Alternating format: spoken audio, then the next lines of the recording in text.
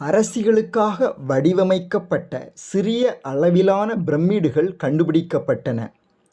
மிகச் சிறப்பான வடிவமைப்பினை கொண்ட இந்த மிகப்பெரிய பிரமிடுகள், அதாவது கல்லறைகள், அரச குடும்பத்திற்காக கட்டப்பட்டுள்ளன என்பதனை யார் கண்டுபிடிச்சாங்க தெரியுமா?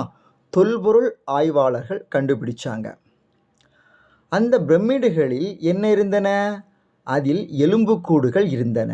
அந்த எலும்புக்கூடுகளை வைத்து அந்த கால மக்களின் சராசரி உயரம் என்ன, அவர்களின் வயது என்ன போன்ற தகவல்களை கண்டுபிடிச்சாங்க. அங்கு சுட்ட செங்கற்கள் நிலத்தடியில் காணப்பட்டன.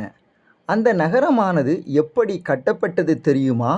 நன்கு திட்டமிட்டும் சரியான வடிகால் அமைப்புகளுடனும் கிணறுகளுடனும் அது வடிவமைக்கப்பட்டிருந்தது.